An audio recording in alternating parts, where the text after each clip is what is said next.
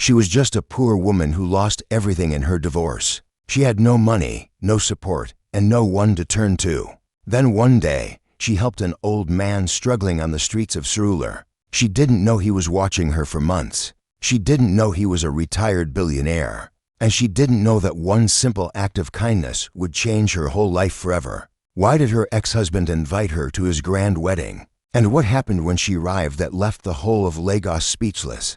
Grab your popcorn, sit back, and find out as we go into this story. This is the story of a man named Ethan Brooks. He was the CEO of a big real estate company in Lagos. He had everything: money, power, and respect. But one thing was missing in his life now: peace. His wife, Lily Adams, had been the sweetest woman he ever knew. She came from a small apartment in Surulere. She had nothing when they married, but she had love, real love, and Ethan threw it all away. One Monday morning, Ethan sat alone in his large office on Victoria Island. The room was quiet, too quiet. Outside, the city of Lagos was busy and noisy, but inside, everything felt cold. He looked at the photo on his desk. It was his new fiancée, Sabrina Hall. She had perfect hair and expensive jewelry. That picture should have made him happy, but it didn't, not really. He whispered to himself, "I made the right choice," but his voice didn't sound sure. His mother had told him Lily was too simple. His friends had laughed at her old clothes. They said she would never fit into his new world. So he divorced her, just like that. After 5 years of marriage, Lily didn't fight. She didn't scream. She didn't take anything from him. She just looked at him with those soft eyes and said, "I hope you find what you're looking for, Ethan." Then she walked out the door. That was 2 years ago. Ethan stood up slowly and walked to the big glass window. He looked down at the people below. Some were laughing. Some were walking fast. Some were selling food by the roadside. His heart felt heavy. He wanted to feel something again. Something real. His secretary knocked and entered. "Sir, your mother is on the line," Ethan sighed. "Tell her I'll call back." The secretary nodded and left. But Ethan knew he couldn't avoid his mother forever. She had been the one pushing him to leave Lily.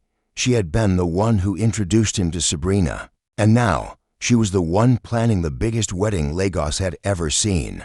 Lily was 32 years old. She had never lived in a mansion. She had never driven a fancy car. She grew up in a small apartment in Surulere with her grandmother who sold akara by the roadside. One evening, Lily sat on the edge of her small bed in her one-room apartment. She touched a small photo frame beside her. It was a picture of her and Ethan from their wedding day. She couldn't throw it away. "Not yet," she said quietly. "Mama always told me that kindness never goes unrewarded." She looked at the ceiling. I hope she was right. Her room was small. The paint was peeling off the walls. The ceiling fan made a squeaking sound. But she kept the place clean. She had a small table where she ate her meals alone, a tiny stove where she cooked rice and stew, and a mattress on the floor where she slept every night. This was her life now. No driver, no big house, no husband, just her and her faith that things would get better. The next morning, Lily woke up early and prepared for work. She worked as a waitress at a small restaurant in Yaba. The pay was small, but it was honest work. She walked to the bus stop and joined the long queue. The sun was already hot. Sweat formed on her forehead.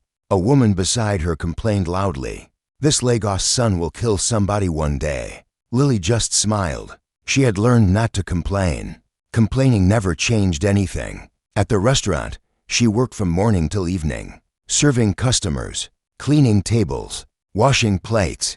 Her feet hurt. Her back ached, but she never stopped smiling. One of her co-workers, a young girl named Grace, often watched her in amazement. "Auntie Lily, how do you stay so happy? This work is hard, but you never complain." Lily wiped a table and smiled. "Complaining adds nothing to your life, Grace, but gratitude does. Even in hard times, there's always something to be thankful for." Grace shook her head. "You are different, Auntie, very different." What Lily didn't know was that someone was watching her. An old man sat quietly in the corner of the restaurant every afternoon. His clothes were simple.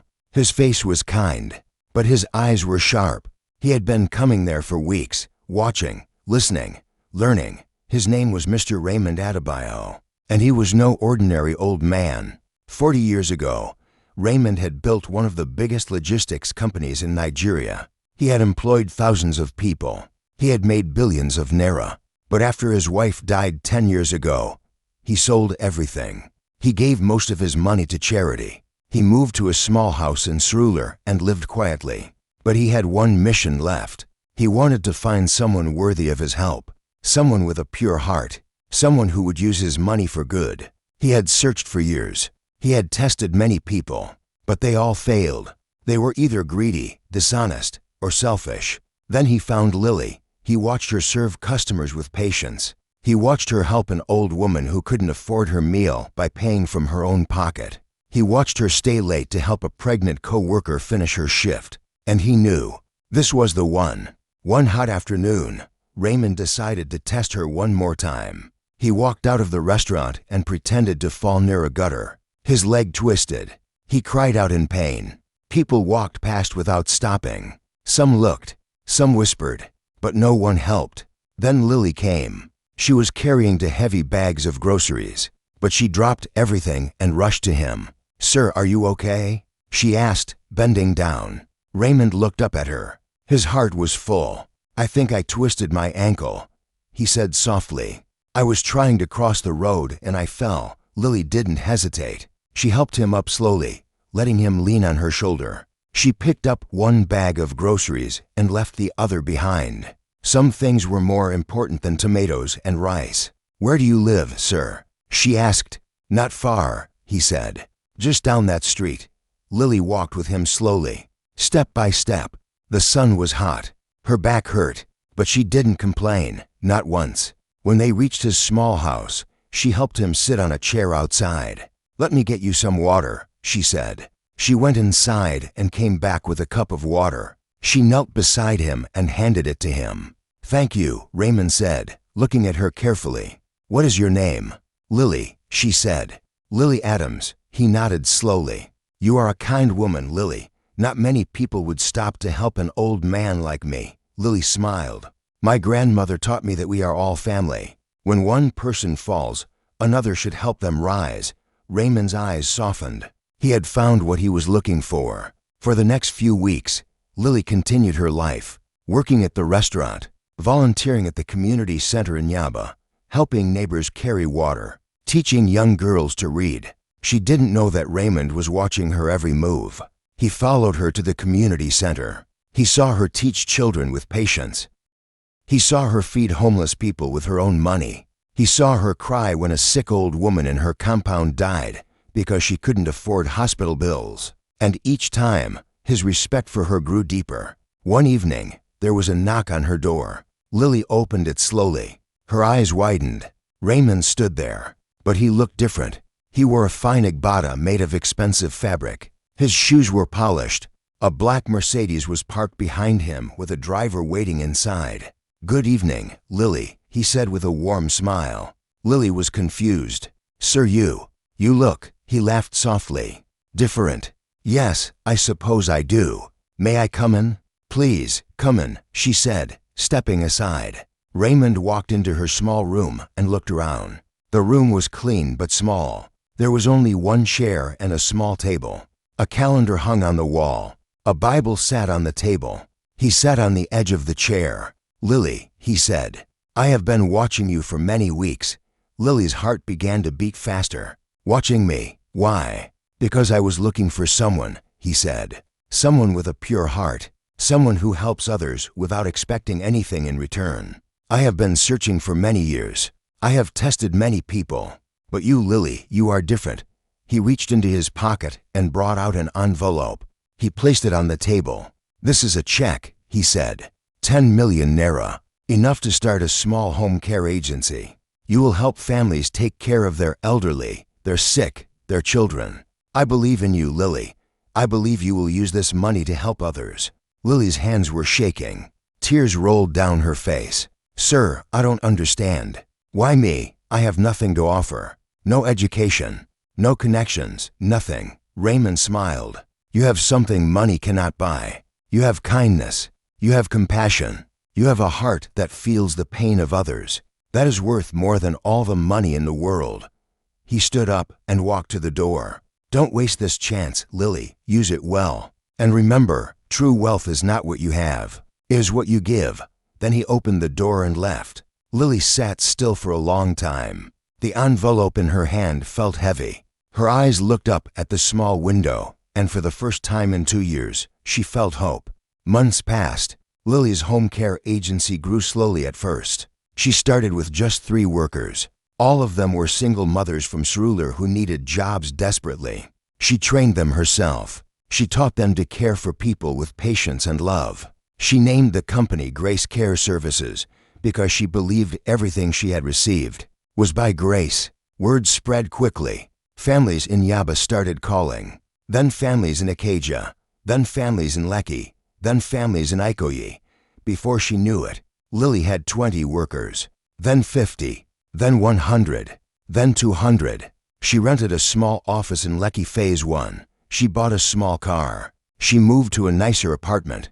But even as her business grew, she remained the same. She still volunteered at the community center every Saturday. She still helped her neighbors. She still wore simple clothes and spoke softly.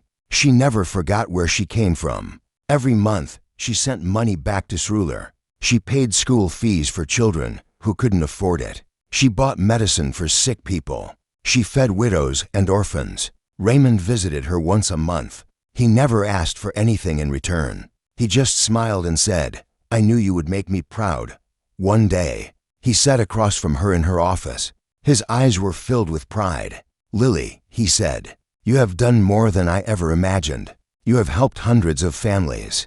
You have employed hundreds of workers. You have shown Lagos that kindness is the greatest wealth." Lily smiled humbly. "It is all because of you, sir. You gave me the chance." Raymond shook his head. "No, Lily, I only gave you money. You gave yourself, your time, your energy, your heart. That is something no one can give but you." He paused and looked at her seriously. "There is one more thing I want to give you." He reached into his pocket and brought out a small key. "This is the key to a house in Lekki.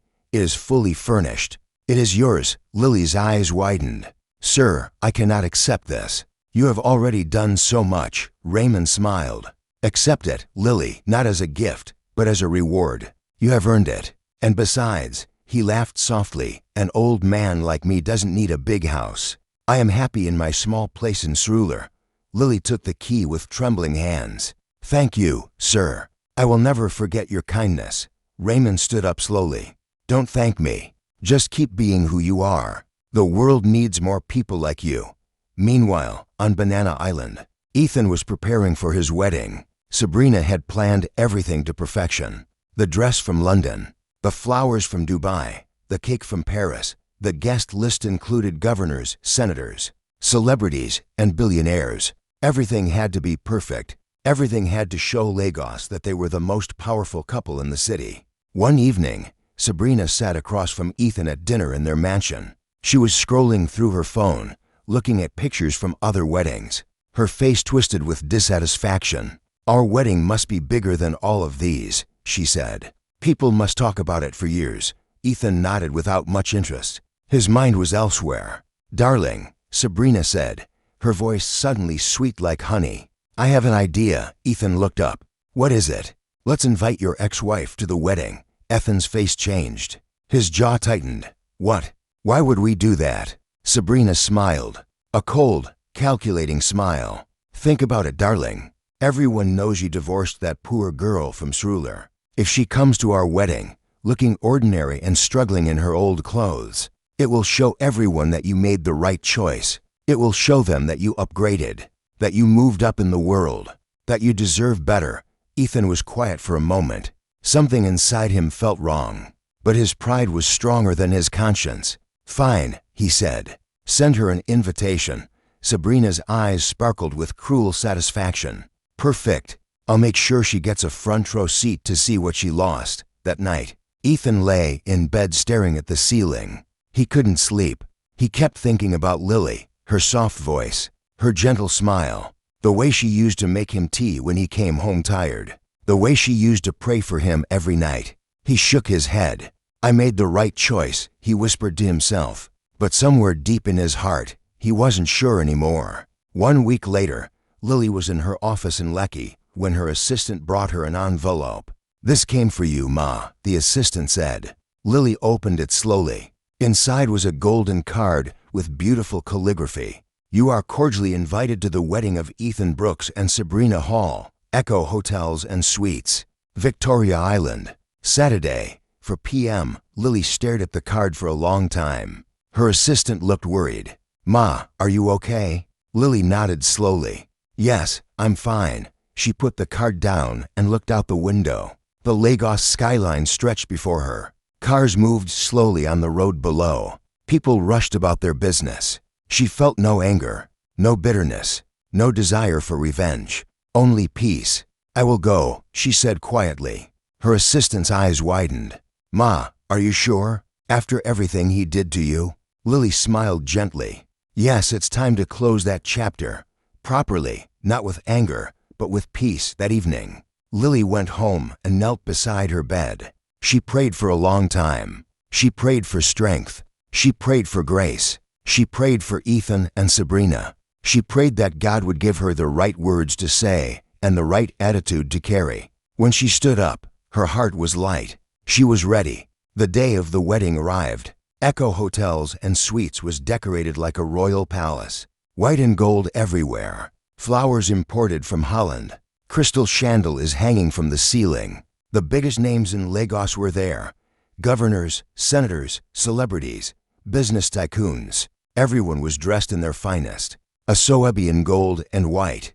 Designer suits and gowns. Jewelry that cost millions. Sabrina stood at the entrance, greeting guests with a bright smile. Her dress alone cost 15 million naira. Her makeup was flawless. Her hair was styled by the best stylist in Lagos. But her eyes were cold. She kept looking at the entrance, waiting for Lily to arrive looking poor and wretched so she could enjoy her humiliation.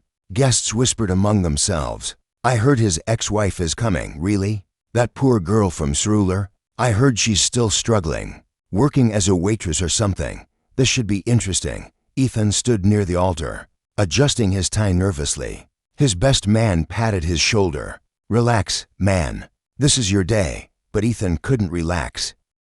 His heart was beating fast. He didn't know why. He told himself it was just wedding nerves. Then it happened. A white Rolls-Royce Phantom glided slowly into the hotel driveway. The car was so clean it sparkled like a diamond under the afternoon sun. Everyone turned to look. Conversations stopped mid-sentence. Phones came out.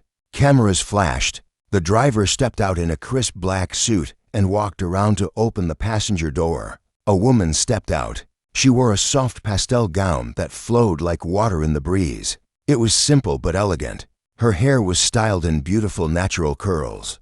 Her face had no heavy makeup, just a touch of lip gloss and mascara. She wore small diamond earrings that caught the light. She stood tall. Her posture was perfect. Her eyes were calm, peaceful, confident. It was Lily. The crowd went completely silent. You could hear a pin drop. Sabrina's mouth fell open. Her champagne glass slipped from her hand and shattered on the floor. That's impossible," she stammered. Ethan stared from the altar. His heart stopped. His legs felt weak. This couldn't be the same Lily, the same woman who used to wear second-hand clothes, the same woman who couldn't afford to buy new shoes. But it was her, and she was more beautiful than he had ever seen her. Lily walked slowly up the steps of the hotel. Every step was graceful.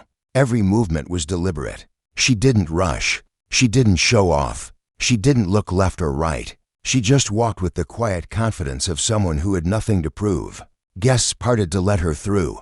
No one spoke. They just watched in stunned silence. One woman whispered, "Is that really her?" Another said, "She looks like a queen." A man said, "I heard she owns a big company now. Very successful." Another woman added, "I heard she's worth over 500 million. The whispers spread like wildfire. Lily walked past Sabrina without even glancing at her. She walked toward the seats and sat down quietly in the back row. She folded her hands on her lap and looked forward calmly. The whole room was buzzing now. Phones were clicking. Messages were being sent. Videos were being uploaded. Within minutes, Lily's entrance was trending on social media. The whole of Lagos was talking. The ceremony began, but no one was paying attention to the bride. Everyone kept glancing back at Lily. Ethan stood at the altar, but his eyes kept drifting to the back of the room. To her, his hands were sweating. His mind was racing. Memories flooded back. The day they met at a small church in Surulere. Their first date at a local restaurant.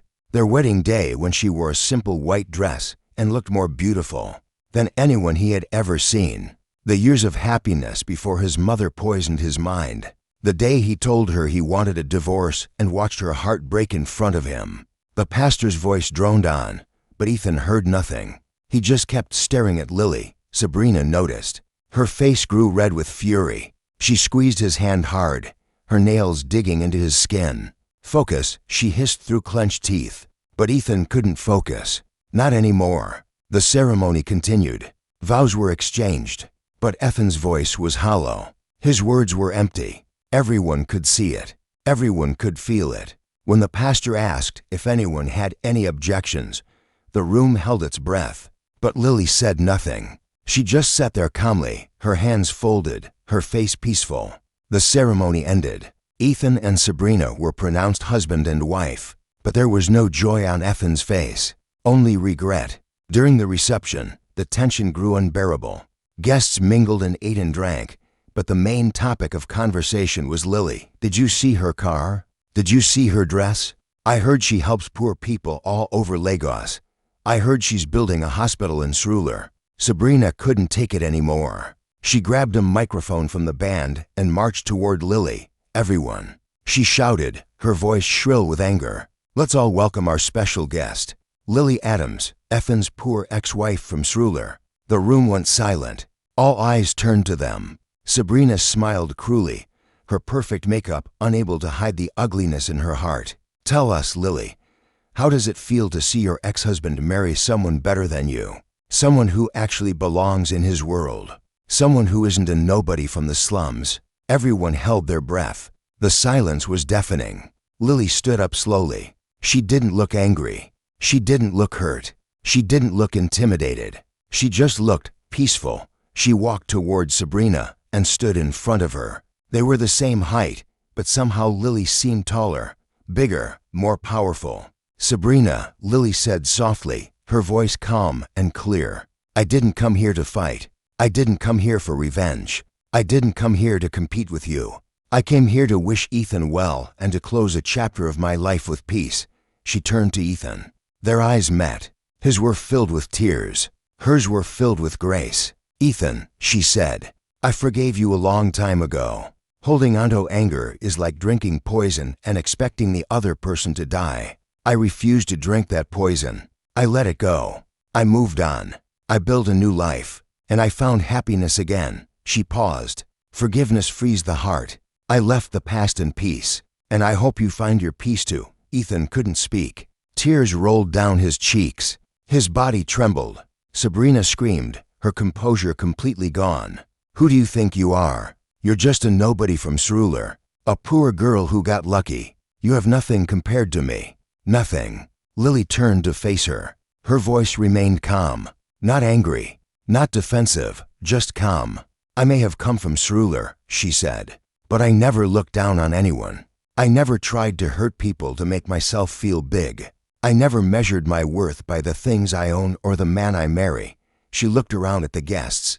Governors, senators, celebrities, billionaires, they were all listening. "True wealth isn't in the houses of Banana Island," she said. "It's not in the cars we drive or the clothes we wear or the parties we throw. True wealth is in the kindness you give freely. It's in how you treat people when no one is watching. It's in the lives you touch and the hearts you heal." One guest started clapping, then another, then another. Soon, the whole room was applauding. Even some of Sabrina's own friends were clapping. Sabrina's face turned purple with rage. She screamed at Ethan, "Say something. Tell them she's lying. Tell them she's nothing." But Ethan didn't defend her. He just stood there, his face wet with tears, staring at Lily like he was seeing her for the first time. Finally, he spoke. His voice was broken, barely above a whisper. Stop, Sabrina. Just stop. What? Sabrina's eyes widened in disbelief. I can't do this, Ethan said, his voice growing stronger. I can't pretend anymore. I've spent 2 years lying to myself, telling myself I made the right choice, telling myself I was happy. But I wasn't. I was miserable. Because I let go of the best person I ever knew. I let my mother's words and my friends' laughter convince me that Lily wasn't good enough. But she was. She was more than enough. She was everything. He turned to Sabrina. I'm sorry, Sabrina, but I can't marry you. Not like this. Not when my heart isn't in it. The room gasped. Sabrina screamed. You can't do this to me. Not in front of everyone. I will destroy you. Ethan shook his head. I've already destroyed myself. 2 years ago, when I let Lily walk out the door. He looked at Lily one more time. I'm so sorry, Lily. I'm so sorry for everything. Lily shook her head gently. Don't apologize to me, Ethan. Apologize to yourself. And then become better. Use your wealth to help others. Use your power to lift people up. That's the only way to find peace.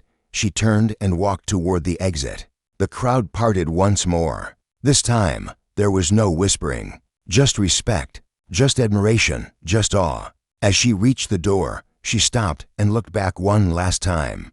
Goodbye, Ethan, she said softly. I truly hope you find your peace. Then she walked out into the afternoon sun. Her Rolls-Royce was waiting. The driver opened the door. She stepped inside. As the car pulled away from Echo Hotels, she didn't look back. She didn't need to. She had already moved on. Months later, something remarkable began happening in Lagos. Anonymous donations started appearing in communities across the city. Schools were built in Ajegunle.